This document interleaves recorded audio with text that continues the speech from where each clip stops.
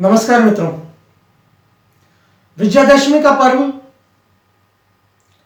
बुराई पर अच्छाई की विजय के प्रतीक के तौर पर सदियों से हमारे यहां मनाया जाता रहा है।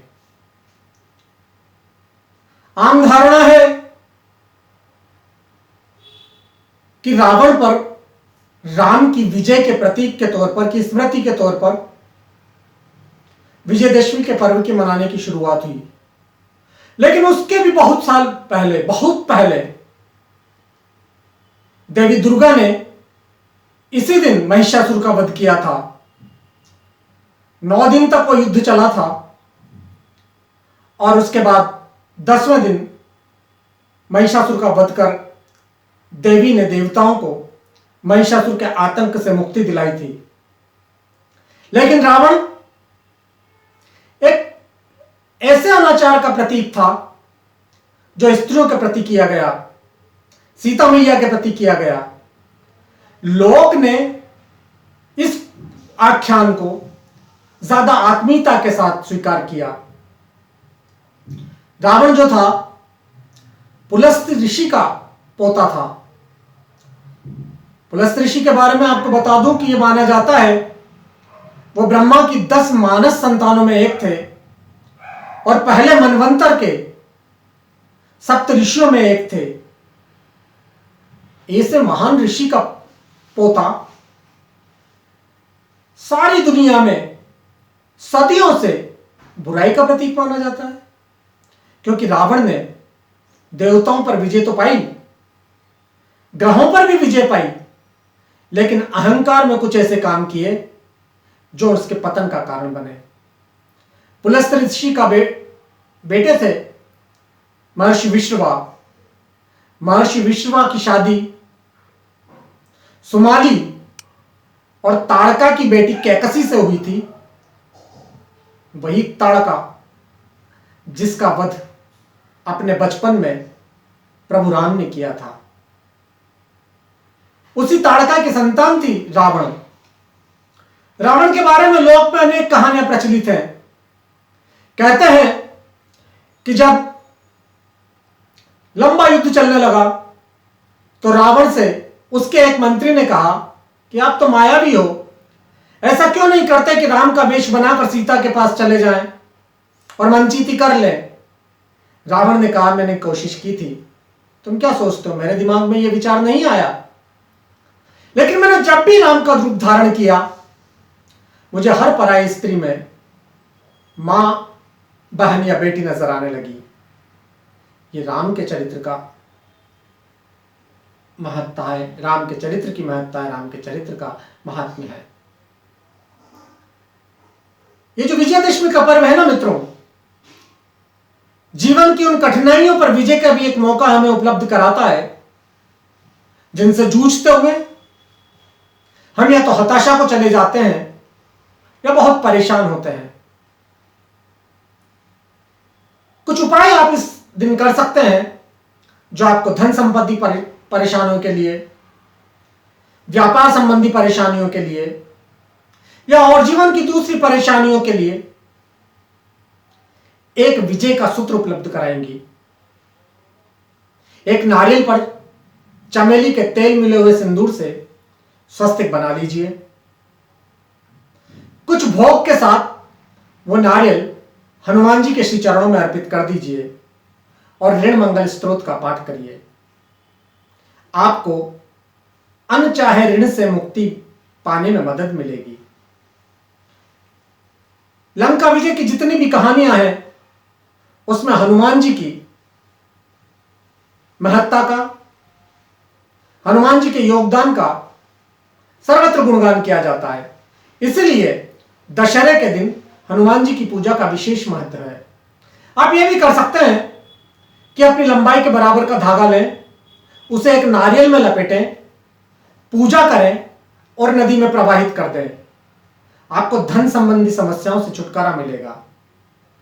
व्यापार में लगातार घाटा हो रहा है तो 1.25 मीटर पीला कपड़ा लें, उसमें एक नारियल लपेटें, एक जोड़ा जनेऊ का उसमें रख दें, थोड़ा सा प्रसाद भोग के तौर पर रख दें और उसे प्रभु राम के चरणों में चढ़ाया है।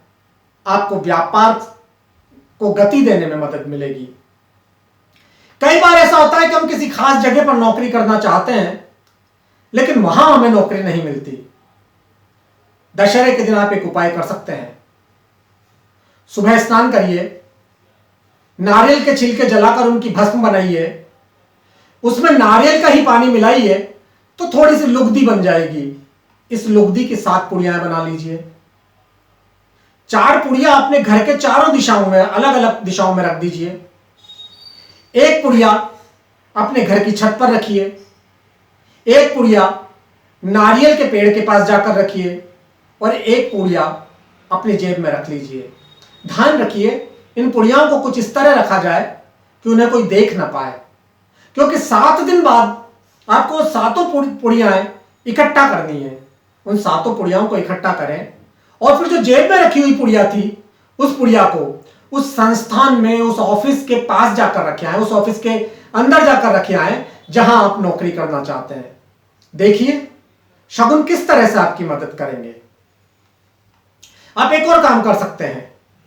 1 मुट्ठी उड़द लें, उन्हें हनुमान जी के चरणों में रखें, हनुमान जी की 11 परिक्रमा करें और अपनी मनोकामना बोलें। हनुमान जी आपकी मदद करेंगे। जिन्होंने प्रभु राम की मदद की थी, वो आपकी मदद क्यों नहीं करेंगे भला? आप अनचाहे मुकदमों से परेशान हो रहे हैं, तारीख पर तारीख डलती चली जा रही है, या मुकदमों पर मुकदमे की संख्या बढ़ती जा रही है, तो दशहरे के दिन एक काम करिए। शाम को शमी के पेड़ के नीचे एक दीपक जलाइए, ओम विजयाय नमः इस मंत्र का जाप करिए और हाथ जोड़कर घर चले आइए। आप एक काम और कर सकते हैं। मध्याह्न में दशहरे के दिन देवी की पूजा करिए, फिर बच्चों को 10 फल बांटिए, अलग अलग 10 बच्चों को 10 फल बांटिए, ओम विजयाय नमः का जाप करिए। देखिए सर्वत्र आपकी विजय होगी। धन की आमद बढ़ाना चाहते हैं तो लाल रंग का एक नया कपड़ा ले लीजिए या नया रुमाल ले लीजिए, उससे देवी की प्रतिमा के चरणों को पोंछिए और फिर उस कपड़े को या उस रुमाल को अपनी तिजोरी में रख लीजिए। देखिए मां जगदंबा किस तरह आप पर मेहरबानी करते हैं।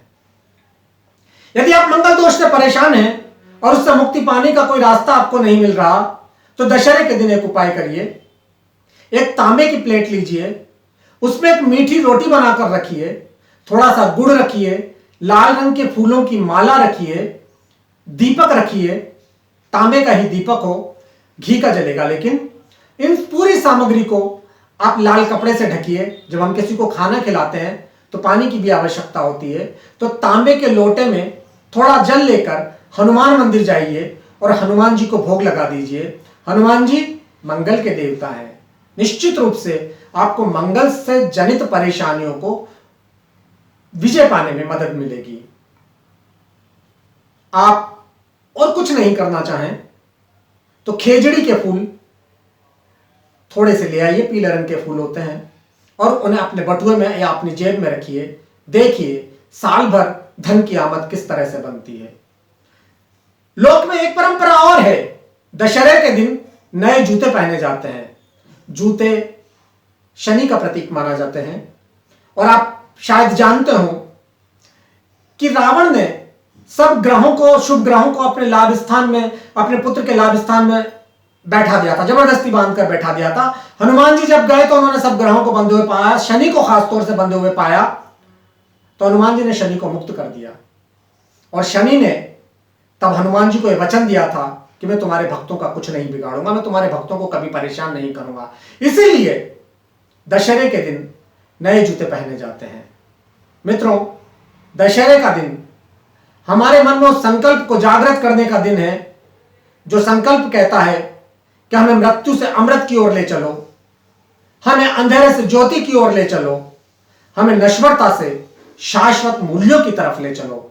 यह दशहरा आपको जीवन के अमृत जैसे सुखों का रसपान कराए।